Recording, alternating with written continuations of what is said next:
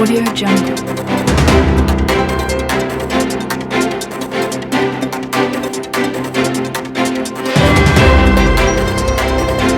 Audio Jungle.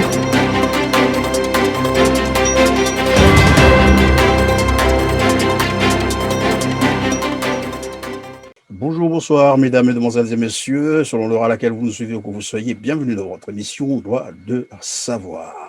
Comment ne pas être heureux de savoir que finalement, le vaccin contre ce maudit virus Covid-19 est désormais disponible sur le marché.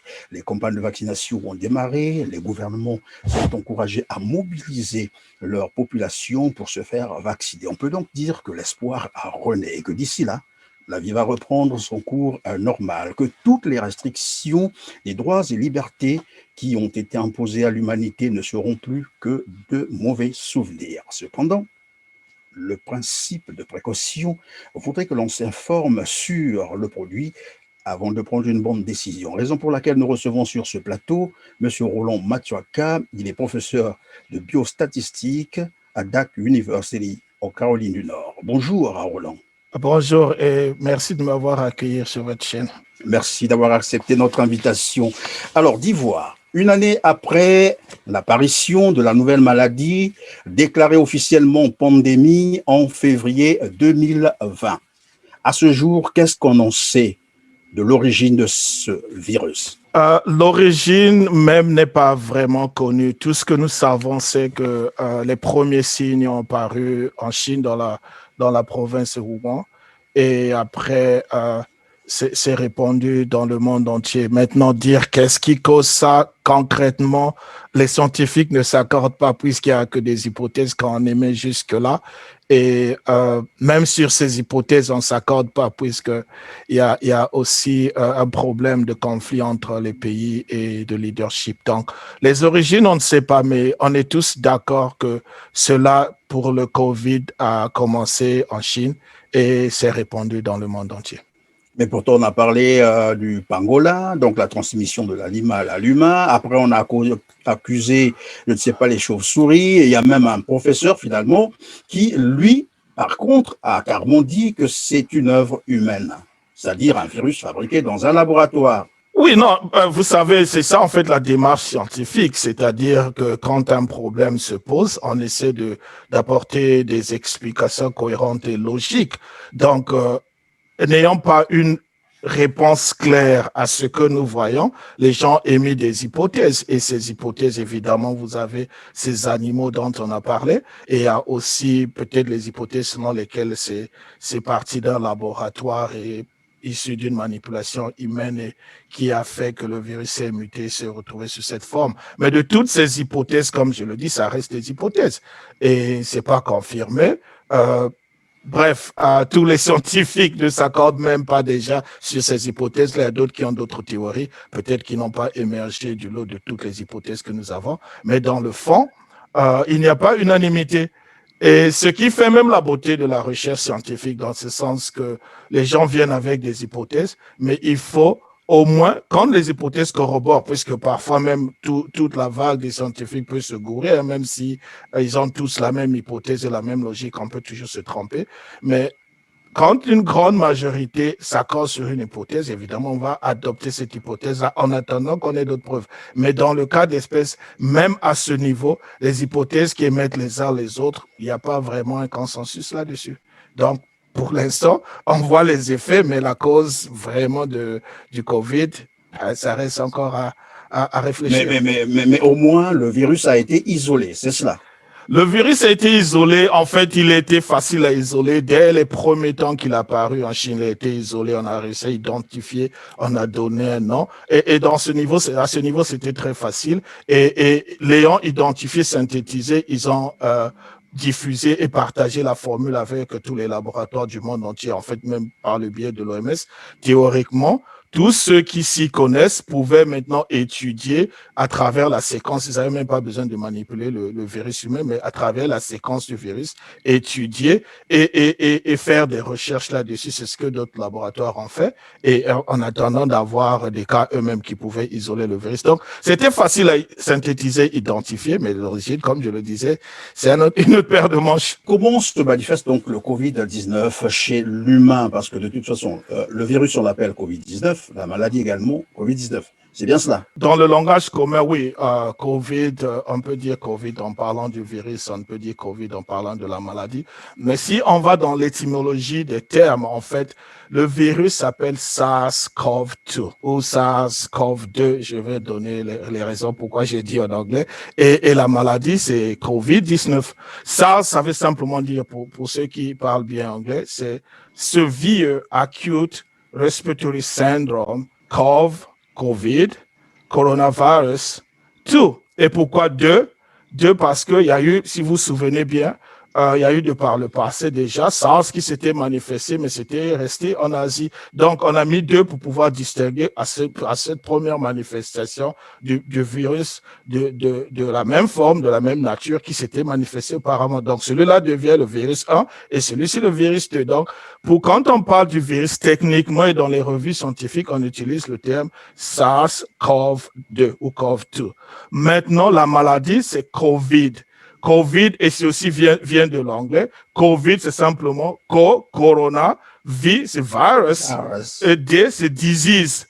Qui en français, on dirait maladie. C'est pour ça, si vous prêtez très bien attention, en France, maintenant, les gens disent la COVID. Alors qu'au départ, on disait le COVID. Donc, la COVID, en fait, en parlant de la maladie. Et 19, simplement, l'année où cette forme de virus s'est manifestée dans le monde entier, ce qui était en fin de l'année 2019, en Chine, comme je le disais auparavant. Donc, dans les revues scientifiques, dans des mondes des connaisseurs, ils font la distinction entre SARS-CoV-2 ou SARS-CoV-2 et COVID-19. Mais dans le langage courant, évidemment, selon que vous parlez du virus ou de la maladie, on va facilement se retrouver et comprendre.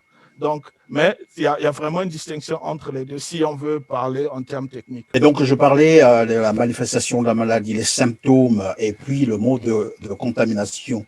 C'est des symptômes que l'on peut facilement identifier, qui sont parfois même proches des symptômes du palu, proches des symptômes de la grippe, mais il y a quelques détails qui s'ajoutent. Donc, les symptômes, c'est la fièvre, les problèmes respiratoires, les maux de tête, perte d'appétit, les diarrhées. Et malheureusement, ça ne se manifeste pas de la même façon chez toutes les personnes. Et il y a d'autres personnes où c'est même plus, ils ont parfois d'autres symptômes qui s'ajoutent à cela. Et pour certaines personnes, ça peut se limiter simplement à une perte d'appétit et quelques fièvres. La semaine passée, on a eu une compatriote, une Congolaise qui est au Canada, qui avait voyagé, était partie au Sénégal. On ne sait pas si elle a eu le Covid au Sénégal ou quand elle était partant du Canada. Mais quand elle est arrivée au Sénégal, avant de revenir au Canada, puisqu'elle avait fini ses vacances avant de revenir, la compagnie aérienne a exigé qu'elle fasse le test. Elle a fait le test et s'est rendue compte qu'elle était atteinte de la maladie. Elle a donc dû s'isoler, mais quand elle décrit ces symptômes, elle disait que c'était vraiment proche des symptômes du palu. Donc, si elle n'avait pas fait le test, elle se serait certainement dit que c'était le palu. Mais à la seule différence, comme elle a dit, elle avait du mal à respirer. Donc, il fallait, la climatisation ne suffisait pas. Il fallait ouvrir les fenêtres, il fallait. Donc, ça, c'est les formes les plus simples. Et au début de l'épidémie, nous avons constaté qu'il y avait des gens vraiment qui avaient des cas sévères. Et en fait, en comprenant mieux avec le temps maintenant, qu'on comprend mieux la maladie, on se rend compte en fait que le mode opératoire qu'on avait même dès le départ, la façon de soigner les malades, en fait, on avait trop réagi, alors que pour certains malades, il fallait les garder calmes, simplement à la maison. Mais en emmenant tout le monde dans les hôpitaux, en les immobilisant sur les lits, en mettant les respirateurs et tout, en fait, pour certains malades, on aggravait leur cas au lieu de les aider, parce que si on les laissait à la maison et on les surveillait et qu'ils étaient mobiles et pouvaient suivre le traitement facilement, ils s'en sortaient. Donc, d'une personne à une autre, on connaît les symptômes, plus ou moins la totalité des symptômes, et les manifestations peuvent être différentes. Alors, vous avez dit on pouvait les garder à la maison, les observer, leur donner un traitement et puis ça passait. Comme quoi, le traitement existe, c'est cela. Le traitement existe puisque il n'est peut-être pas efficace, mais il existe. Il y a un certain nombre de traitements, puisque c'est les traitements qu'on utilise simplement pour les maladies respiratoires qui sont même proches des mêmes traitements que la pneumonie. Les traitements existent. Maintenant, la seule chose qui fait que on soit dans cette panique, parce que pour certaines personnes, ces traitements ne marchent pas. Vu la propagation du virus, les hôpitaux aussi sont saturés. Donc, on peut avoir un traitement, évidemment, qu'il faut qu'il y ait des infirmières et des infirmiers et des médecins disponibles pour être au chevet des malades. Et s'ils sont saturés, évidemment, les soins ne seront pas de qualité. Donc, il y a un mélange de beaucoup de choses, mais pour certaines personnes, ils sortent de l'hôpital sans problème. On a déjà, pour nous qui sommes ici aux États-Unis, il y a des compatriotes qui ont eu le virus et depuis là, on n'a pas, en fait, à ma connaissance, personne qui en soit décédé, mais ils ont été soignés et guéris. Et à certains même qui ont été soignés simplement à partir de la maison, n'ont jamais été à l'hôpital, mais ils étaient suivis par le médecin à distance. Et le mode de transmission, c'est quoi exactement? On nous dit que le virus Le est dans mode de, l'air, ouais, il peut être... le mode de transmission, c'est le virus, puisque c'est une maladie respiratoire. Donc, c'est tout ce qui peut sortir de l'individu qui est contaminé et parfois même qui ne manifeste pas de symptômes. Comme je le disais, que les symptômes peuvent être moindres ou parfois même inexistants pour certaines personnes. Donc, c'est tout ce qui va sortir des poumons de la personne. Donc, c'est souvent la salive ou les gouttelettes qui vont traîner dans les airs ou peut-être dans les surfaces que l'on touche. C'est pour ça, si vous vous souvenez, au début, les gens devenaient paranoïaques avec les portes des maisons, les portières des voitures.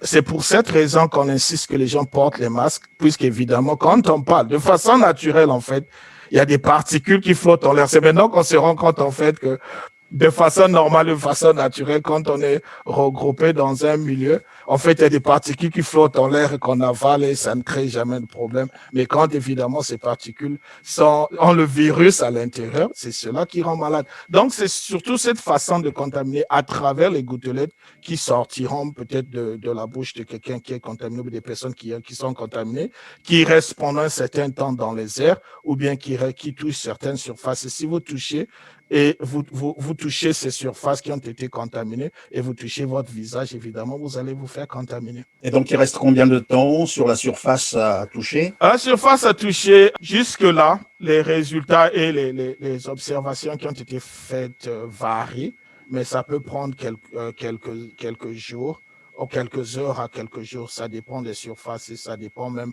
si l'air circule ou pas. Et ça dépend de l'environnement. C'est pour ça, on estime même que la façon la plus rapide de contamination, c'est quand vous êtes à proximité ou en contact avec la personne affectée. Mais toucher les surfaces et autres, c'est encore moindre puisque vous voyez déjà sur une surface, vous savez pas combien de temps ça va rester. Si la surface a été contaminée une seule fois, on ne sait pas après combien de temps vous allez venir toucher la surface. Vous pouvez peut-être vous laver les mains parce que vous voulez manger.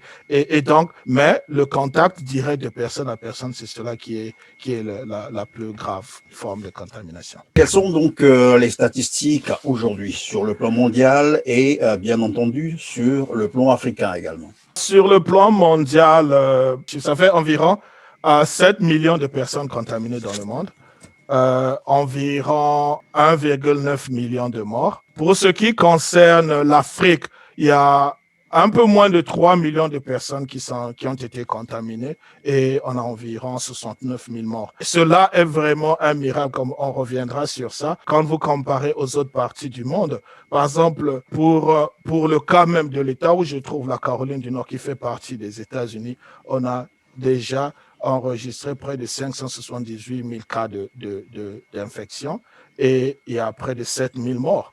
Vous voyez, ça, c'est déjà l'état de la Caroline du Nord.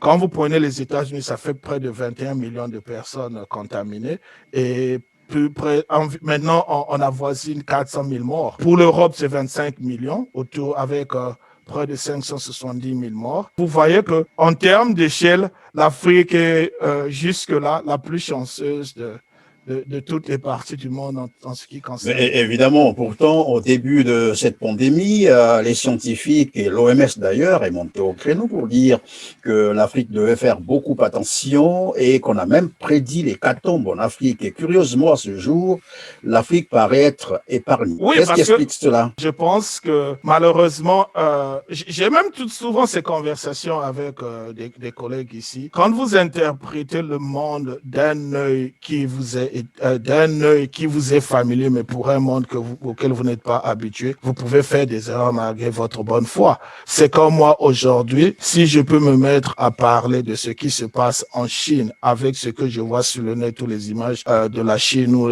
quelques bribes d'informations que je reçois de la Chine, il y a de fortes chances que mon information soit erronée parce que la Chine est diverse et a plusieurs ethnies. Et donc, c'est la même chose, malheureusement, ces observations, ces commentaires qui sont faits depuis l'Europe par des Européens et qui certains même ne mettent pas les pieds en Afrique, ou s'ils mettent pied en Afrique, ils restent dans les hôtels, évidemment, ils ont de fortes chances de s'embrouiller. Moi, je pense que ce qui fait la chance, ou on peut dire pourquoi l'Afrique n'est pas aussi contaminée, premièrement, on est tous d'accord maintenant que ce virus vient d'ailleurs. Il n'est pas originaire de l'Afrique tel que c'était ou bien ça n'a pas commencé à se manifester en Afrique comme c'était le cas d'Ebola. Donc, il y a eu, et très peu de gens vont en Afrique et quand ils vont en Afrique, ils s'arrêtent dans les grandes villes.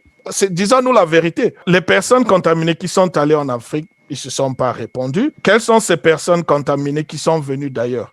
Ce sont les Européens, ce sont les Asiatiques. Et si vous allez en Afrique, la plupart de ces communautés vivent en vase clos. Ils ont très peu de contact avec le peuple. Parce que c'est ça la réalité de l'Afrique. Donc, il y a très peu de contamination. Ça, c'est une partie. Deuxième partie, les symptômes. Selon les individus, ça peut se présenter comme les cas de symptômes de palu qu'on ne pourra jamais classifier comme le coronavirus. On n'a pas les moyens de faire les tests, en tout cas donc pour ce qui concerne certains pays, n'ont pas toujours les moyens de faire les tests, donc de détecter les cas. Et quand il y a des décès, même les décès des autres maladies, on ne les déclare pas toujours auprès des autorités, ou même quand on les déclare, on ne déclare pas toujours la cause de maladie. Donc je pense que c'est un mélange de beaucoup de choses. Mais au-delà de ça, on peut toujours, malgré qu'il peut y avoir sous-estimation, on peut toujours dire que l'Afrique en a eu belle. Parce que même quand on ne sait pas la cause de maladie, mais quand il y a un phénomène dans la ville, on peut toujours le remarquer. Je vais m'expliquer. Vous promenez au bord d'un lac, vous voyez un poisson qui flotte sur le lac, vous allez vous dire, oh, c'est pas qu'est-ce qui arrive à ce poisson. Mais si vous allez au même lac, vous voyez des centaines de poissons nager, vous n'avez pas besoin d'être scientifique pour dire qu'il y a quelque chose qui se passe dans l'eau. Et donc, en Afrique, le nombre de morts que nous constatons maintenant par rapport aux autres années, par rapport à ce que nous voyons d'habitude, il n'y a pas vraiment un changement significatif en termes de décès. Et donc, même si on ne peut pas avoir les statistiques qu'il faut, on sait au moins que l'Afrique n'est pas beaucoup frappée par la COVID comme beaucoup d'autres parties du monde. Ce qui est vrai, c'est qu'il y a quand même quelques cas de contamination en Afrique et nous savons que la culture africaine, elle est communautaire. C'est des gens qui vivent en communauté. C'est là qu'on devait plutôt craindre, mais on se rend compte que jusque-là, l'Afrique est entre guillemets épargnée, même s'il y a quelques cas. Oui, il y a ça c'est vrai. Ça, c'est vrai que la vie communautaire en Afrique est vraiment dynamique. C'est très rare de passer toute une journée seul, comme on le voit parfois le cas ici, et être actif dans la vie. Mais ce que nous oublions souvent, et je reviens sur la même idée que je présentais tout à l'heure, on émet un jugement sur l'Afrique pour dire que c'est des gens qui sont sans réflexion. Mais nous voyons souvent en Afrique, quand une personne est malade, surtout que les gens sont informés pour dire qu'il y a telle maladie qui circule, il y a tel problème, les gens vont s'isoler, les gens vont se soigner et ne vont pas contaminer parce qu'ils jouent les fous. Ailleurs, parce qu'il faut aussi parler, quand on parle, parce que c'est un problème purement sociétal. Dans d'autres sociétés, et évidemment, par exemple, ici aux États-Unis, il y a des gens qui ont refusé de rester chez eux, même quand ils sont malades. Il y a des gens qui ont refusé de porter le masque quand ils savent bien qu'il y a des parents et des amis, bien des gens autour d'eux qui sont morts. Donc, il y a aussi ce manque de discipline dans certaines populations. Et je pense que c'est ce manque de discipline qu'ils ont voulu transposer en Afrique pour dire que, bon, nous ici, puisque nous sommes civilisés, nous sommes disciplinés, nous sommes beaux, nous sommes élégants, nous sommes tout. Si on meurt à cette allure, ça veut dire que les Africains qui ne sont pas civilisés, puisque, disons-le clairement, parfois, c'est c'est cela, ce que cela sous-entend. Évidemment, ils vont mourir parce qu'ils n'ont aucune règle d'hygiène, ils ne sont pas disciplinés, ils sont illettrés, tout et tout, alors que c'est vraiment le contraire. Les Africains ont un sens civique dans beaucoup de sens. Et surtout quand il s'agit de protéger les populations, les gens prennent des précautions. Pourquoi ils prennent des précautions? Parce qu'évidemment, les systèmes de santé ne sont pas bons. Donc, quand vous savez déjà que si vous tombez malade et que vous n'allez pas pouvoir avoir des soins de qualité, vous allez prendre des précautions. C'est ce qui arrive à tout le monde. Et je pense que les Africains font un bon boulot. Roland, lorsque vous parlez des chiffres, est-ce que vous tenez compte de ce qu'il y a aussi des faux tests? Parce que ça, on en a longtemps parlé. Il y a eu des tests qui n'ont pas vraiment fonctionné comme il se devait. Et ce qui m'a fait même rire, c'est que d'aucuns ont même testé des fruits et que cela s'est révélé positif. Ouais, des tests en Afrique ou des tests ailleurs. Les tests, tout test. Ailleurs comme en Afrique. Oui. Tout test. Je pense que, enfin, je vais revenir d'abord, je vais parler des tests et donner un avis général. Non, tous les tests du monde entier, évidemment, il y a des fausses alarmes, il y a des cas où ça marche. Et ce qui fait la force d'un test, c'est que ça soit en mesure de détecter le plus grand nombre de cas. Il y aura des cas qui vont rater, il y aura des cas ratés dans ce sens que la personne est contaminée, mais on n'a pas pu détecter que la personne est atteinte.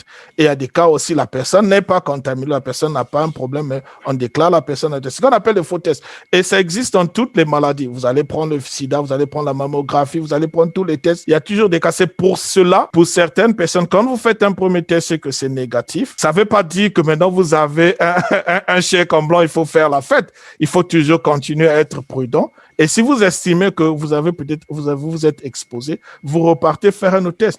Maintenant, pour des gens qui ont des tests positifs, c'est pour ça, quand vous avez un test positif, maintenant, on demande à vous observer. Pourquoi on demande à vous observer? Parce que vous pouvez avoir un test, ça peut vraiment dire que vous êtes malade, ça peut aussi dire que vous n'êtes pas malade. Et en vous observant, on va voir. Et on vous demande d'être confiné et on va vous suivre. S'il y a nécessité de faire un deuxième, un troisième test pour avoir la confirmation, on va le faire. Et si on vous fait évidemment, le vrai problème, il se situe à ce niveau, Roland. On sait bien que les tests posent parfois problème. Pourquoi ne s'est-on pas donc focalisé dans l'amélioration de ces tests ou de développer des produits, puisqu'on peut finalement traiter la maladie, que d'aller vite vers le vaccin? Deux raisons. Première raison, développer le test, oui, et ça continue de se faire. Et si vous remarquez, maintenant, il y a deux formes de tests sur le marché. Il y a le test rapide et le test qui prend un peu plus de temps. Et le test rapide, il y a beaucoup de ratés. C'est pour ça que je disais que les tests, ça dépend du type de test. Si vous faites le test rapide, on peut ne pas vous détecter la maladie quand vous êtes malade, mais quand vous faites le test le plus fiable, c'est celui qui prend beaucoup de jours et les résultats vous sont communiqués plus tard. Donc ça, c'est la première raison. La deuxième raison, c'est que pourquoi on va vers le vaccin? On va vers le vaccin. Du point de vue médical, il y a la qualité des soins, puisque les hôpitaux sont saturés. Et comme je le disais au départ, il y a eu des cas où des personnes, si on savait bien les gérer, si on avait assez d'infrastructures, peut-être qu'ils seraient en vie aujourd'hui. Donc, il y a ce problème-là, éviter que les hôpitaux soient saturés, parce qu'au même moment, les gens tombent malades du Covid et compagnie, il y a toujours les maladies traditionnelles dont on a besoin de prendre soin des malades et tout. Les autres maladies n'ont pas dit qu'elles restent à l'écart en attendant que le Covid mène. Évidemment, j'étais évidemment tenté de vous poser cette question parce que ces jours-ci, on ne parle que du Covid, des morts du Covid, et on se pose la question où sont passés les autres morts. Non, les autres morts sont là, les autres maladies sont là. Évidemment, c'est pour cela qu'on veut s'assurer qu'il y a toujours un nombre adéquat de médecins et d'infirmières qui prennent soin aussi des autres malades. Il y a même des maladies qui sont chroniques pour lesquelles il faut prendre soin des malades. Donc, il y a ce problème-là. Deuxième problème, c'est que quand il y a une maladie qui touche un grand nombre de gens, les firmes pharmaceutiques font le business dans ce sens que c'est une opportunité d'affaires. Du point de vue purement affaires, c'est comme si moi, dans mon village, j'ai des mangues et je me rends compte que j'ai peut-être 40 manguiers. Et si je me rends compte que dans le contraire voisin, les gens aiment les mangues et ils peuvent acheter mes mangues à 100 francs la mangue ou 200 francs la mangue, évidemment, je vais agrandir mes manguiers pour aller vendre. Donc, les compagnies pharmaceutiques, d'un point de vue d'affaires, trouvent qu'il y a une opportunité d'affaires pour développer le vaccin du Covid, guérir les malades, ce qui des points de vue humanitairement parlant, c'est bien, mais quelque part aussi faire des sous. Et en plus, s'il y a le vaccin, ça empêche que les gens ne tombent malades et ça va aider les hôpitaux. C'est pour ça qu'il y a ce côté vaccin, c'est-à-dire que ça arrange déjà à l'avance à éviter les cas de contamination, les cas que les gens tombent malades, pour que ceux qui tombent malades, qu'on puisse les soigner de façon adéquate et qu'il y ait des ressources pour cela. Donc, c'est sur les deux fronts, en fait, qu'il faut jouer. On ne peut pas simplement miser sur un front et oublier l'autre, disant que si on se contente de soigner, si on se contente de bien tester, le problème sera réglé. Non, il ne sera pas réglé parce qu'évidemment, le virus se propage rapidement et on veut revenir à la vie normale au lieu d'être confiné tout le temps. Espérons que les business ne prennent pas le dessus parce que c'est ce que nous semblons constater ces jours-ci. Parlons donc du vaccin lui-même. Le vaccin est là. Il est là, oui. Lesquels sont appelés à se faire vacciner? Est-ce des malades ou des personnes en bonne santé? Parce que par principe, on sait que le vaccin, normalement, c'est des hommes en bonne santé qui se font vacciner, non les malades. Et dans le cas de ce vaccin contre le Covid, lesquels doivent se faire vacciner? Tout vaccin, c'est pour les personnes qui sont bien portantes. On les vaccine pour éviter qu'ils tombent malades. C'est pour ça que nous avons les vaccins contre le choléra, tétanos. En fait, vous vous souvenez que quand on voyage, il y a toujours un carnet de vaccination qu'il faut montrer quelque part. Donc, les vaccins, c'est pour prévenir que les gens ne tombent malades. Donc, dans la pratique, tous ceux qui sont en bonne santé pour éviter de tomber malade doivent se faire vacciner. Ça, c'est un principe. Maintenant, pour le cas de la COVID, on ne sait pas et on n'est pas sûr que si une personne qui a eu la maladie a assez d'immunité pour éviter de retomber malade. Et c'est pour ça que vous allez voir qu'on conseille même aux personnes qui ont eu la COVID de prendre le vaccin si nécessaire pour éviter de retomber malade. Parce qu'évidemment, si vous retombez malade plusieurs fois, on n'est pas sûr que toutes les autres fois, vous aurez toujours la chance de vous en sortir. Mais évidemment, avant même qu'on ne vienne sur le plateau, je venais de lire une information parue sur le journal Le Monde qui disait qu'évidemment, les vaccins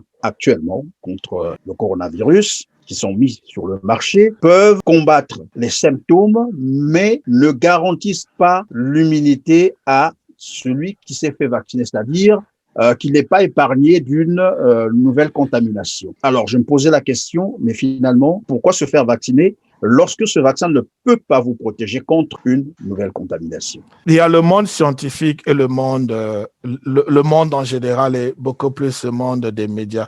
Dans le monde des médias, quand quelque chose vient de la science, on aimerait avoir des réponses définitives. Est-ce que oui ou non, le vaccin va faire en sorte que celui qui est vacciné ne tombe pas malade? Et évidemment, on aimerait que la réponse soit oui. Mais du point de vue scientifique, malheureusement, on ne peut pas garantir cela à 100%. Et vous allez comprendre pourquoi. Tel que la science évolue et tel que la science interagit avec le monde de la justice aux États-Unis, le médecin préfère, celui qui vous administre le vaccin préfère vous dire que vous avez le vaccin, vous avez de fortes chances de ne pas tomber malade, mais vous pouvez tomber malade. Pourquoi il le dira? Parce que s'il dit que vous ne tomberez jamais malade et que vous tombez malade, vous pouvez porter plainte et vous faire des millions. Au nom de l'hôpital, au nom de l'institution qui emploie le médecin, et c'est des millions, et le médecin peut perdre non pas seulement son boulot, mais même perdre sa licence pour mauvaise information. Je dirais même que si on était en Afrique, toutes les inquiétudes et les doutes et tout ce que nous voyons autour des réticences et du fait que les médecins ou les hôpitaux ne s'engagent pas, ne pouvaient pas se passer. Parce qu'évidemment, on pouvait dire que vous avez le vaccin, il y a des questions qu'on ne pose pas. Vous devez même être chanceux qu'on peut faire quelque chose pour que vous ne tombiez pas malade. Mais aux États-Unis... Oui, prenons ça dans le cadre global. Comment se fait-il qu'on demande aux gens d'aller se vacciner lorsqu'on est conscient que ce vaccin ne leur protège pas de nouvelles contaminations? C'est là le vrai problème. Je ne pense pas qu'on a dit ça dans le cadre du monde. Malheureusement aussi que le monde est dirigé par l'Occident. C'est-à-dire qu'on a tendance à appliquer partout dans le monde entier les décisions qui ont été prises en Occident. Je veux dire par là ceci. Aux États-Unis, Si vous vous souvenez, il y a eu quelques années, quand je venais aux États-Unis, il y a une dame qui est allée acheter du café dans un restaurant. On lui a servi du café chaud. Elle a pris le café, elle a mis entre ses jambes. Elle conduisait, elle a pris le café, elle a mis entre ses jambes. Le café s'est renversé. Oui. Le café a brûlé ses cuisses. Heureusement que ça n'a pas brûlé ses parties intimes. Elle est allée porter plainte contre la chaîne de restaurant et elle a gagné le procès. La chaîne de restaurant lui a versé les millions. Alors que le bon sens voudrait qu'on vous sert un café chaud, c'est pas quelque chose qu'il faut mettre entre les jambes.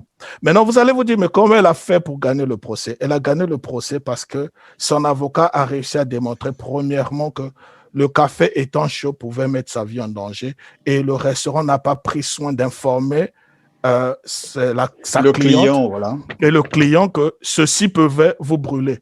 Et ce n'était pas aussi écrit sur le pot dans lequel le récipient dans lequel on lui a servi du café.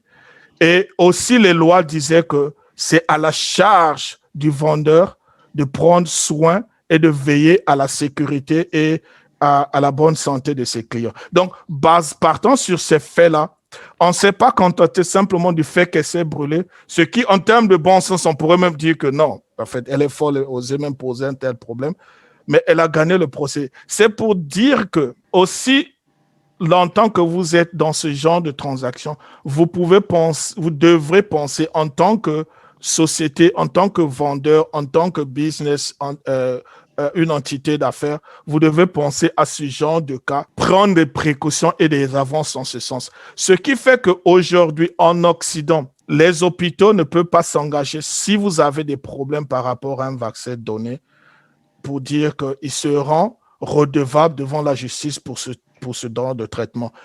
Le médecin ne va pas le faire et on laisse la responsabilité à l'État parce que aujourd'hui, ce sont les États qui ont la paternité et qui prennent le devant pour ce qui concerne les campagnes de vaccination et les hôpitaux veulent que l'État prenne ces responsabilités-là. Donc, ces mêmes principes qui sont appliqués en Occident, qui sont diffusés dans le monde entier, dans les médias. Nous, en Afrique aussi, on se dit que non, mais pourquoi? Je suis presque certain que si c'était un vaccin qui était développé dans certains pays d'Afrique, non, on n'aurait même pas à s'emballer de toutes ces choses. Donc, voilà un peu ce que je pourrais dire pour ce qui concerne le vaccin. Est-ce que ça veut dire que le vaccin n'est pas fiable ou que le vaccin n'est pas bon? Non, ça veut simplement dire que les hôpitaux et les malades prennent des précautions pour éviter d'éventuels recours en justice. Et ils veulent que le gouvernement, qui finalement a lancé ces campagnes de vaccination, puisse prendre la responsabilité. Donc, ce n'est qu'une affaire de business. Voilà pourquoi je disais, alors si le business prend vraiment le dessus, ça veut dire que la santé aura des sérieux problèmes. Parce que non seulement que le vaccin déjà ne garantit pas aux vaccinés qu'il est protégé contre une nouvelle contamination, mais on assiste également à ce que vous venez d'évoquer tout à l'heure. Les laboratoires et les médecins déclinent la responsabilité. Aujourd'hui, donc, c'est l'État qui commande ces vaccins pour sa population qui devient responsable. Et comme l'État n'a pas de responsabilité pénale, ça veut dire que c'est au risque et péril de celui qui se fait vacciner. Responsabilité pénale, pour l'instant, l'État n'a pas dit qu'elle n'a pas de responsabilité pénale et je pense que l'État pourra assumer ça. Mais on veut que l'État puisse prendre la charge parce que l'État, en tant qu'État, pour ce qui concerne les États-Unis, ils ont plus de moyens de pression sur les compagnies pharmaceutiques, puisqu'il y a même un organisme qui s'occupe de valider les médicaments et tous les produits qui se vendent dans le monde médical aux États-Unis. Et ça, c'est une entité d'État. Donc, on veut que l'État soit responsable à ce niveau-là parce qu'ils ont les institutions et les moyens de pression, les outils qu'il faut, au lieu que ça soit un hôpital donné. Parce que n'oublions pas que dans le cas des États-Unis, il y a beaucoup d'hôpitaux qui sont des hôpitaux privés. Roland, soyons un peu pragmatiques. Donc, si j'ai bien compris, si vous vous faites vacciner, vous n'allez pas donc vous débarrasser de votre masque. Oui. Vous allez continuer donc à porter le masque et à observer toutes les mesures barrières qui ont été dictées par l'OMS. Oui. Et l'intérêt de se faire vacciner, c'est quoi exactement? Ça, c'est une décision de santé publique. Vous savez qu'en santé publique, on ne se focalise pas sur l'individu. Juste parce que moi, je suis vacciné, ça ne veut pas dire que tout le monde autour de moi n'a plus de problème d'être contaminé. On se base sur la masse critique des personnes qui seront vaccinées. Aujourd'hui, je pense que la couverture du vaccin aux États-Unis maintenant, puisqu'on est uniquement sur le personnel soignant, et les personnes vulnérables, je crois que c'est moins de 10% de la population. Et donc, vous n'allez pas demander à 10% de la population de ne plus porter les masques et de se retrouver au milieu des 90 autres qui ne sont pas encore vaccinés, qui peut-être sont porteurs du virus. Vous allez recommencer le travail à zéro parce qu'il y a de fortes chances qu'ils vous recontaminent et qu'ils vous créent les mêmes problèmes. Donc, c'est pour cette raison qu'on demande de continuer à porter le masque jusqu'à ce qu'on ait un nombre critique de gens où on sait qu'ils ont déjà reçu le vaccin, ils ont l'immunité. Si le vaccin marche comme il est prévu, évidemment, ça va aider. Ça, c'est une première observation. Une deuxième observation, le vaccin se fait sur 2 phases. On est encore, pour beaucoup de personnes qui sont vaccinées, c'est encore la première dose. Nombreux n'ont pas eu la deuxième dose. Donc, on ne peut pas se baser sur une dose d'un vaccin pour dire aux gens que vous êtes maintenant anti-balle, vous pouvez vous promener dans la rue, vous n'avez plus besoin de masque, vous n'avez plus besoin de distanciation sociale, vous n'avez plus besoin.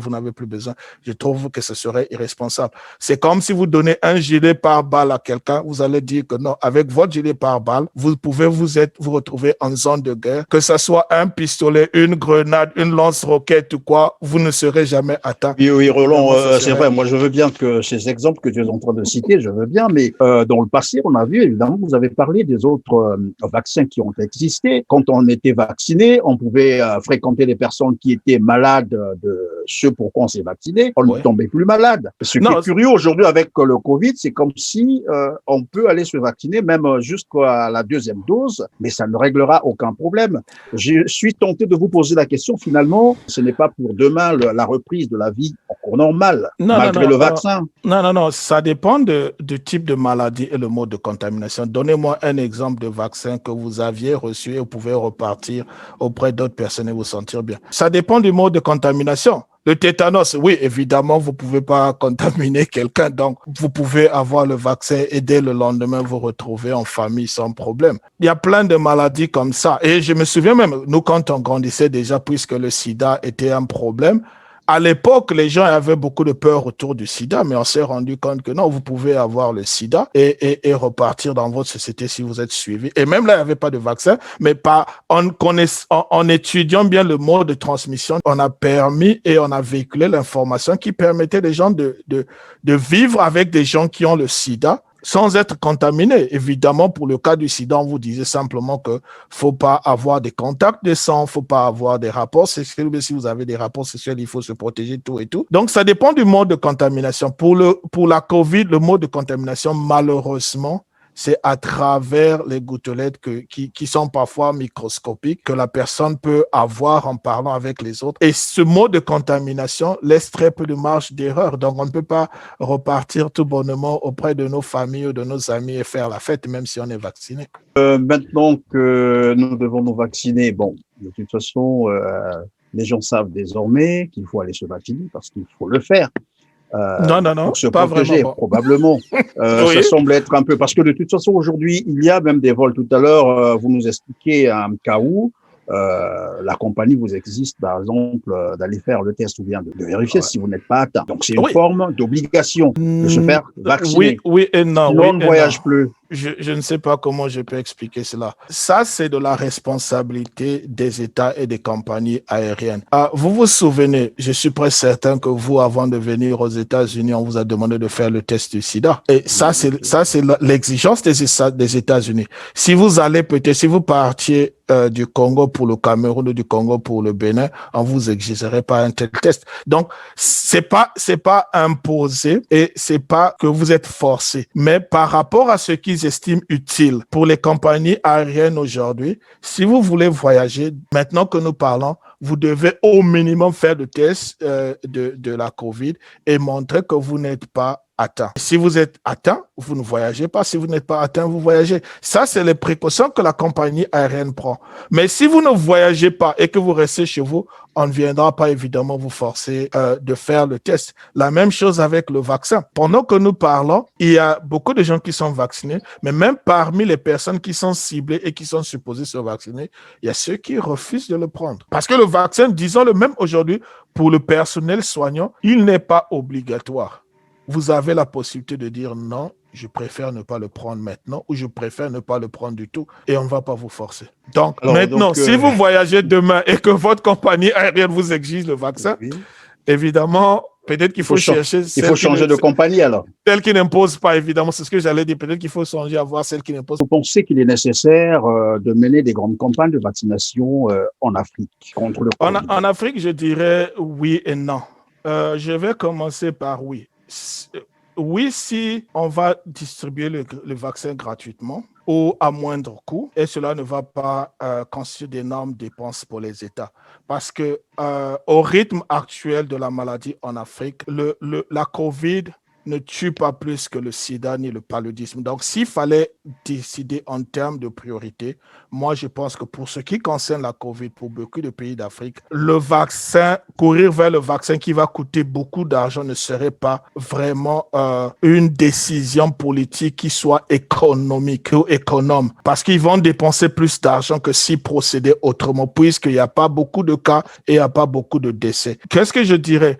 Si ça ne dépendait que de moi, je dirais qu'on va plutôt mettre l'accent sur le suivi des malades qui sont contaminés et sur les mesures barrières et éviter que les gens ne tombent malades. Et ça ferait moins de dépenses. Donc, si le vaccin est administré gratuitement ou si le vaccin est donné en Afrique gratuitement ou à bas coût, évidemment, il faut vacciner pour éviter qu'au problème que nous avons s'ajoutent d'autres problèmes liés à la COVID. Maintenant, s'il faut l'acheter au prix cher... que le Congo est déjà candidat, je ne sais pas si tu le sais. Je vais revenir candidat au vaccin. Oui, vas-y. Moi-même, je suis candidat au vaccin. C'est-à-dire le Congo va vacciner sa population. L'argent venant d'où? That is the question. Parce que si c'est l'État congolais qui va dépenser, je ne suis pas sûr qu'ils ont les moyens d'acheter assez de vaccins pour vacciner toute la population. N'oublions pas que vacciner ne veut pas simplement dire vacciner à Brazzaville et Pointe-Noire, c'est dire vacciner les 5 millions environ que nous sommes. Et je ne suis pas sûr que même en termes de logistique, nous avons les moyens pour pouvoir mener ça à bien. Et cela peut prendre des années. D'autant plus qu'aux États-Unis, on estime qu'on va atteindre la population ou monsieur tout le monde vers la deuxième partie de 2021. Et donc, si le vaccin doit arriver en Afrique, je dirais peut-être que ça sera 2022, 2023 ou pas, ou si ce n'est pas plus. Et est-ce qu'en ce moment-là, la COVID sera encore un problème pour l'Afrique? Dieu seul le sait. Est-ce que la COVID sera assez grave pour qu'on vaccine? Est-ce qu'elle aura déjà disparu? Autant de questions, puisque nous avons vu, par exemple, pour le cas d'Ebola, il y a eu une période où Ebola a secoué toute l'Afrique et aujourd'hui, on n'en parle plus parce qu'il n'y a pas d'autres cas. Donc, ça dépendra de l'évolution de la maladie. Mais dire que le Congo est candidat, est un État candidat pour recevoir le vaccin, je dirais beaucoup plus. Et si je ne me trompe pas, ça sera dans ce sens que pour dire, c'est comme quelqu'un qui dit, hey, si votre truc là, vous allez le donner cadeau, je suis là, donnez-moi. Mais je ne suis pas sûr que le Congo aura les moyens d'acheter, de mener des campagnes de vaccination et au prix que les compagnies pharmaceutiques vont donner le vaccin et pouvoir vacciner tout le monde. Ça serait illusoire. Comme qui dirait, wait and see, vous avez dit, il y aura 2 doses. Oui.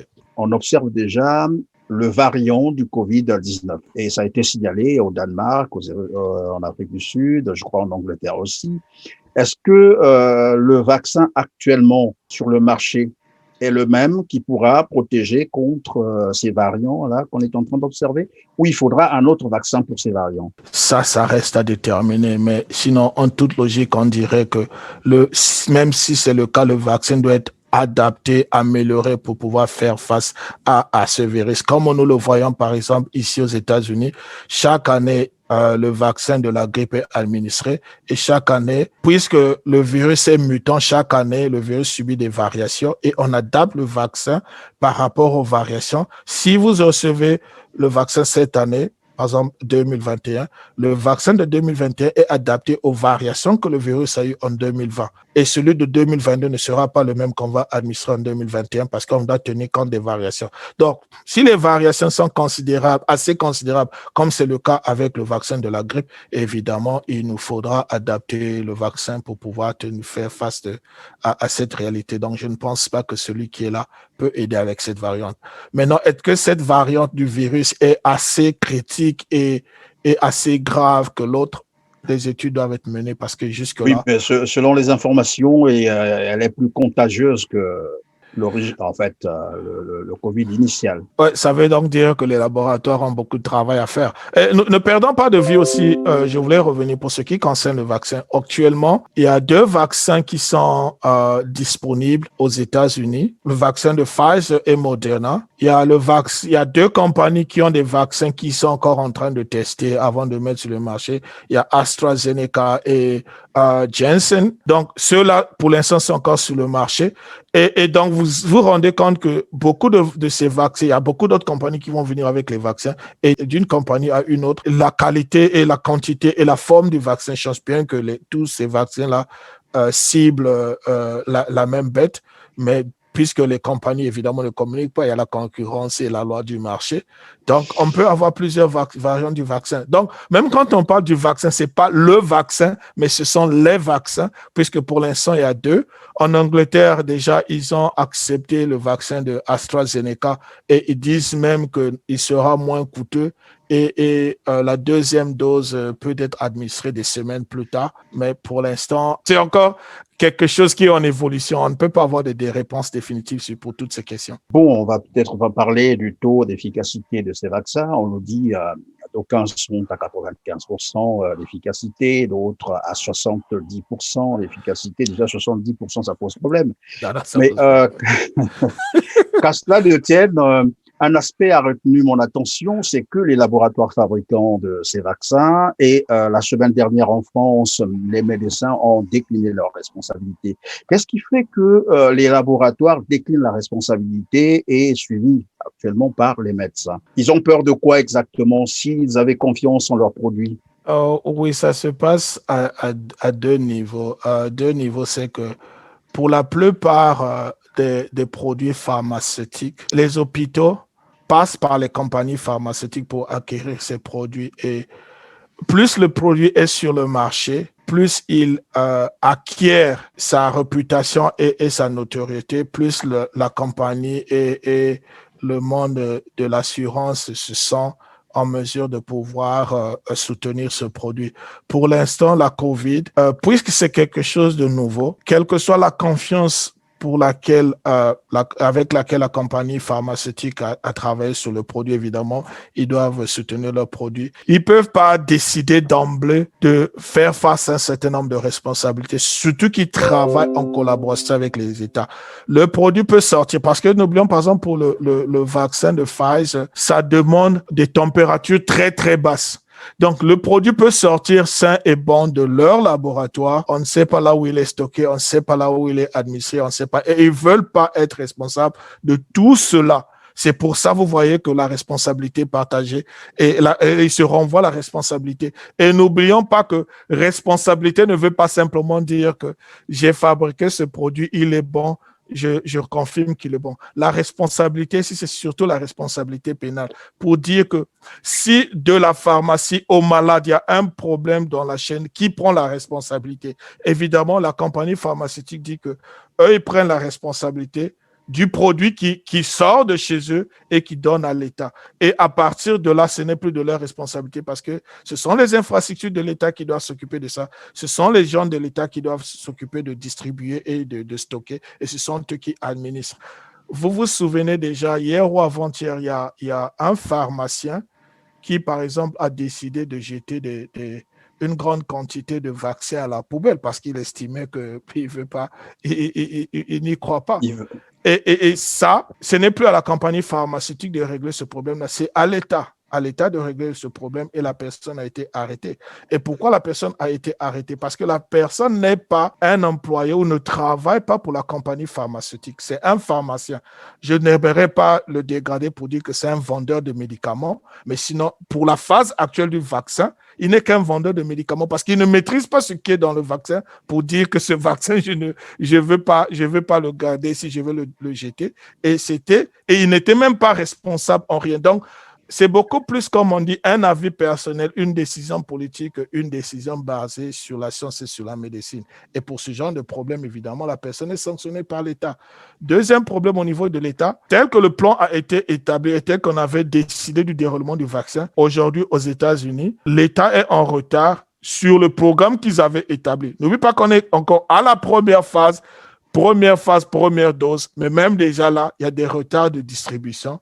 Est-ce que dans l'histoire de la médecine, on a déjà vécu cette situation où les laboratoires déclinent leurs responsabilités, les médecins également déclinent la responsabilité sur les campagnes de vaccination contre, bien entendu, les effets secondaires du vaccin? Ah ouais. Ou c'est la première fois que nous vivons ça? Non. Cela arrive très souvent, surtout au tout début des campagnes de vaccination pour des grandes masses. La raison est simple. Personne, pour l'instant, on sait ce qui s'est passé au laboratoire, on sait ce qui s'est passé dans les essais cliniques avant qu'on ne mette le produit sur le marché. Avant qu'on ne mette le produit sur le marché, on sait ce qui s'est passé et on est conscient de tout ce qui s'est passé pendant que le laboratoire travaillait. Mais maintenant, comment cela doit se passer sur le public? Cela prend du temps. Et au moment où je vous parle, il y a des universités et des institutions qui sont en train de collecter les données sur les personnes qui sont vaccinées maintenant pour voir comment ça va se passer après. Mais en dehors de ce cadre-là, en termes de protocole, ce qu'on demande aujourd'hui simplement, c'est que quand on administre le vaccin sur une personne, on doit l'observer pendant 15 minutes avant que la personne ne parte. Donc, le fait que vous aviez vu cette infirmière tomber de nuit et faire, ça c'est en fait, il n'y avait rien d'extraordinaire puisque ça était prévu par le protocole. Mais évidemment, les médias ont voulu faire les sensations autour et ça a meuté beaucoup de gens, mais ça c'était prévu dans le protocole. Donc, une personne qui vient se faire vacciner, on observe pendant 15 minutes. Si la personne a des antécédents d'allergie, l'allergie, c'est beaucoup plus allergie à l'œuf, mais n'importe quel type d'allergie. Quand vous dites, souvent, si vous allez prendre le vaccin, le médecin va vous dire, est-ce que vous êtes allergique au latex? Est-ce que vous êtes allergique à l'œuf pour ce qui concerne, par exemple, la grippe? Si vous dites oui, évidemment, il y a un protocole à suivre. Donc, pour les personnes qui sont allergiques, on a étendu cette durée d'observation de 30 minutes. Et si après 30 minutes, vous n'avez pas de problème, on vous envoie à la maison. Et maintenant, il y a des équipes et des unités de recherche qui observent les malades et ceux qui ont eu le vaccin maintenant et qui vont dire après, et c'est ça qui s'appelle la surveillance des produits pharmaceutiques. Et ça se passe dans tous les produits. C'est peut-être parce que nous sommes un peu à l'interface entre nous qui venons d'Afrique où ces surveillances ne se font jamais et ceux qui sont ici en Occident, qui sont habitués à ces choses, même un vélo qui est peut-être destiné aux personnes handicapées, il y a des périodes de surveillance. Les voitures, si vous remarquez très souvent, on vous envoie par exemple des notes pour dire que votre voiture oui, a un problème tout à fait, Roland. Donc ça, c'est la surveillance médicale. Depuis le début, nous n'avons cessé de dire vaccin. Est-ce qu'il est possible de mettre au point un vaccin en moins d'une année? Parce que on a l'impression que cette fois-ci, les laboratoires sont allés mais vraiment vite, en moins d'une année, sinon, moins de 6 mois, on a trouvé le vaccin. Vous pensez que c'était possible avant? Non, avant, ce n'était pas possible. Mais évidemment, on a un cas, comme on dit, un cas de jurisprudence où ça a été fait en moins d'une année et c'est le vaccin de la COVID. Je comprends ceux qui font cette comparaison et qui disent, mais pourquoi après tant d'années du sida, il n'y a pas le vaccin du sida? Après tant d'années du paludisme, il n'y a pas de vaccin du paludisme. Mais pour la COVID, en moins d'une année, on a trouvé le vaccin. Non, et ça surtout que ça ne fait que 0,05% de morts, alors qu'il y a bien des pathologies. Non. Quelles sont les morts qui sont affectées? Parce que si c'est des morts africaines, personne ne s'occupe des morts africaines, soyons sûrs, soyons vrais. Et c'est pas que les gens sont inhumains, mais c'est un problème purement de bon sens. Moi, par exemple, quand je venais aux États-Unis, je venais faire des études de biostatistique pour pouvoir travailler dans le domaine du sida. Le sida aux États-Unis existe, certes, mais c'est pas un grave problème de santé publique, parce que tous les malades du sida, on peut les soigner. Il y a des gens qui vivent avec et qui meurent, comme on dit, de vieux jours, sans mourir de la maladie. Et pour eux, le sida n'est pas une priorité. Le paludisme n'est pas une priorité. Donc, la COVID est une priorité aux États-Unis parce qu'elle cause beaucoup de morts. Il y a eu maintenant, le nombre de morts de la COVID est plus grand que le nombre de morts qu'il y a eu Oui, mais le 11 septembre. maintenant c'est devenu un problème, un souci planétaire. Ce n'est plus seulement pour les États-Unis. Parce qu'ils en ont fait un souci planétaire. C'est comme la guerre mondiale. Elle est mondiale parce que l'Europe a été attaquée. Mais sinon, la nature des guerres que nous avons en Afrique, on les aurait déclarées aussi des guerres mondiales. Donc, ça dépend de qui parle. Et évidemment, malheureusement, quand les États-Unis toussent, le monde tremble. Quand l'Europe tousse, le monde tremble. Mais quand il y a eu la COVID, la SARS-1, la SARS-CoV-1 en Asie, on s'inquiétait peu. Quand il y a eu Ebola, c'est vrai que les gens étaient en alerte, mais ils s'agitaient peu. Ouais. Et même aux États-Unis. C'est vrai que on est pratiquement... Oui, je vais finir avec le cas d'Ebola. Le cas d'Ebola pour illustrer mon point. Il y avait Ebola en Afrique de l'Ouest pendant des mois, mais les États-Unis se sont agités que quand il y a eu un Américain qui a été contaminé, et il y a eu un deuxième, et ils se sont arrangés à l'emmener aux États-Unis, trouver un traitement pour lui, et le gars s'en est sorti. Mais sinon, avant ça, on disait que non, on ne peut rien faire, il n'y a pas de médicaments. C'est un problème de... Moi, je pense que le problème que nous avons en Afrique, c'est de penser que, puisque nous sommes tous des humains, si un Africain tombe malade, les Européens, puisqu'ils ont la technologie, ils ont les moyens, ils vont réfléchir, ils vont dépenser de l'argent, trouver le traitement, trouver le vaccin pour venir me soigner, moi, à Kakamweka ou à Kimongo. Ils ne le font pas, ils ne le feront pas. Le message est très bien passé. Question facultative, hein. Dis-moi, est-ce que réellement, ce de quoi nous parlons, les vaccins qui sont sur le marché, sont-ils vraiment des vaccins ou des thérapies chimiques? Ce sont des vaccins et c'est pour prévenir la maladie, comme je le disais. Et je ne pense pas que... en termes de thérapie, il y a d'autres thérapies. Ben, évidemment, pour les personnes qui sont malades, on peut les soigner. Nous n'avons peut-être pas eu le temps de parler de la chloroquine, puisque vous saviez qu'il fut un temps... Oui, c'est l'occasion, puisque on disait que la chloroquine pouvait guérir de la COVID, traiter évidemment les gens qui sont affectés, mais il y a eu des études qui sont menées, des essais cliniques qui sont menés, qui ont prouvé que ce n'était pas aussi efficace. Maintenant, on peut apporter des cas de personnes qui ont été guéries par la chloroquine. Comme maintenant, je disais qu'il y a des gens qui, parfois, restent chez eux, sont guéris de la COVID et qui restent chez eux. Malheureusement, en termes de médecine, en termes de santé publique en général, on ne se base pas sur des cas individuels, on ne se base pas sur des anecdotes, on ne se base pas sur des faits divers. Quand on dit qu'un produit marche, c'est qu'il marche pour un grand nombre de gens. Et pour le cas de la chloroquine, ça n'a pas marché pour un grand nombre de gens. Évidemment, on a mis de côté. Deux questions sur le Congo. C'est vrai que nous parlons du Covid, mais je sais probablement que tu as suivi l'actualité ou les informations sur le Congo. Le 25 et le 31 décembre 2020, un couvre-feu a été instauré au Congo. On a demandé aux gens de ne pas sortir. La raison évoquée était telle qu'il fallait protéger la population contre la propagation du virus. Oui. Dans le même temps, on voit que ces jours-ci, les gens sont beaucoup plus libres dans les activités associatives, politiques, les partis politiques qui organisent des réunions, on les retrouve dans les salles, entassés comme des sardines. Et là, c'est comme si le Covid n'existait plus. Est-ce qu'on avait vraiment besoin d'instaurer un couvre-feu pour lutter contre la propagation du Covid? Non, je ne pense pas. Un couvre-feu peut-être pour les sorties en boîte de nuit, pour les sorties nocturnes, pour éviter les cas de propagation. Pour le cas du Congo-Brazzaville, ce qui est contradictoire et aberrant, c'est que dans la journée ou dans les associations politiques, comme vous l'aviez dit, les gens vivent comme s'il n'y avait pas la COVID. Et je ne pense pas que, comme beaucoup le disent maintenant avec humour, que le virus se propage pas seulement la nuit, ou bien seulement le 25 décembre, la veille de Noël, ou la veille... Non, je pense qu'il y a une certaine incohérence à ce niveau. Et même si c'était le cas, je ne pense pas que le déferlement militaire que nous avons vu le jour de la Noël s'expliquait. Maintenant, c'est à eux de nous expliquer, de nous dire pourquoi il y a eu cela. Et je ne crois pas que le gouvernement s'est prononcé officiellement pourquoi ils ont trouvé qu'il était nécessaire de sortir autant de policiers dans la rue et autant de moyens militaires juste pour prévenir la COVID.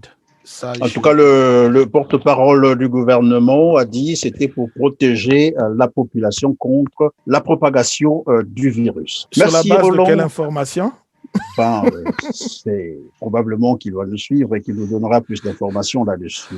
Ah, Alors, s'il n'y a pas un mot à l'endroit particulièrement des Africains, parce que je sais que, bon, aux États-Unis, tout est bien surveillé, en Occident, en Europe, en France, particulièrement aux Africains, face à cette pandémie, maintenant qu'il y a le vaccin, quel comportement adopter? Qu'est-ce que tu leur dis? Se vacciner, observer ou ouais, j'aurais deux recommandations à faire. La première recommandation, c'est que rappeler à tous les Africains que je ne suis pas sûr que le vaccin sera disponible en Afrique dans les mois qui suivent. Et donc, même s'il y a le vaccin ailleurs, il faut continuer à respecter les mesures barrières, il faut continuer à se protéger et ceux qui sont atteints de la maladie s'isoler, se soigner avant de revenir dans la population. Maintenant, si le vaccin est disponible et qu'il est à la portée de tout le monde, évidemment, ils n'ont rien à perdre à se vacciner pour éviter des cas de contamination. Mais je ne pense pas qu'il faudra courir vers le vaccin, dépenser beaucoup d'argent pour se soigner et pour se vacciner si le vaccin est très cher et s'il n'est pas à la portée des populations. Maintenant, pour ce qui concerne les gouvernants, je dirais simplement que, en tant que gouvernant, il faut voir le pour et le contre. Est-ce que la COVID est aussi plus mortelle que le paludisme que nous avons chez nous, ou est-ce que c'est vraiment une grande affaire de santé publique par rapport à peut-être le besoin d'eau ou le besoin d'électricité ou le besoin de salubrité dans certaines localités. Et si on estime que c'est pas aussi grave que ça, moi j'aurais pensé qu'au lieu de dépenser des millions et des milliards pour faire face pour un vaccin de COVID, je dirais peut-être pourquoi pas faciliter l'adduction d'eau dans une commune ou dans une localité, ou peut-être équiper une université de bibliothèques et d'ordinateurs pour que nos enfants puissent étudier au lieu de s'embrouiller avec le vaccin de la COVID. Mais ça, c'est un peu purement en termes de coût. Mais sinon, en termes de santé publique, s'il est disponible et qu'il est à prix abordable, évidemment, il faut protéger les populations. et quand tu dis on peut se traiter, y a-t-il des protocoles connus en Afrique pour traiter des personnes malades qui ne développent probablement pas, qui ne sont pas vraiment en danger ou qui développent des symptômes beaucoup plus dangereux? Je ne sais pas qu'est-ce qui est utilisé là-bas, mais je sais que pour le commun des mortels ou pour les citoyens ordinaires, il y a des moyens qu'on utilise. Soit on utilise les produits qui sont proches de ceux utilisés pour le paludisme, même de façon traditionnelle. Il y a des hôpitaux qui administrent des soins, mais je ne sais pas quel est le protocole qu'ils utilisent. Mais je pense que beaucoup d'Africains ont compris que, à titre préventif, il y a un certain nombre de choses qu'on peut faire et qui l'ont bien fait. Je pense peut-être aussi, j'ai oublié de le mentionner, que le succès de l'Afrique aussi passe par là, par les tisanes et les concoctions qu'on peut boire de façon saine et sans risquer sa vie et qui, jusque-là, protègent beaucoup de gens. Parce que qu'on le veuille ou pas, même ici aux États-Unis, le protocole a changé. Il y a des malades à qui on demande d'être actifs, de bouger, de boire, de beaucoup boire. Bref, des choses aussi simples qu'on n'a pas imaginé dire à l'époque parce qu'on pensait que les médicaments devaient tout traiter, tout régler. Donc, les médicaments aujourd'hui aux États-Unis deviennent en quelque sorte un dernier recours, mais sinon, il y a un tas de choses que les gens peuvent faire pour ceux qui sont déjà contaminés ou atteints de la COVID pour pouvoir s'en sortir. Évidemment, rester mobile. C'est pour ça, à l'époque, comme je disais au départ, quand on mettait les gens, les immobilisait sur les lits, on leur faisait plus de mal qu'on les aidait. Et maintenant, on a compris et les protocoles ont changé même dans les hôpitaux. Alors, chers téléspectateurs, vous avez compris qu'il faut vraiment bouger pour ne pas être victime en fait, peut-être pas victime, pour ne pas succomber de la COVID-19. Sinon, aussi, il faut faire les tests. Mais je crois que les tests existent déjà en Afrique, dans nos pays, Ouais. il y a des tests. Bon, le coût est une autre chose, mais sinon, les tests existent, on peut faire les tests sans problème. En tout cas, merci. Merci beaucoup d'avoir répondu à notre invitation, mais surtout à toutes nos questions pour éclairer nos téléspectateurs. Je crois qu'ils vont cette fois-ci avoir de la matière et sauront décider quoi faire avec cette situation de la pandémie Covid-19. C'est à moi de vous Merci remercier. beaucoup. Merci. En tout cas, merci. Et à vous, chers téléspectateurs, merci d'avoir été fidèles à votre émission, Droit de savoir. Quant à moi, je vous dis, on se retrouve très prochainement. Merci.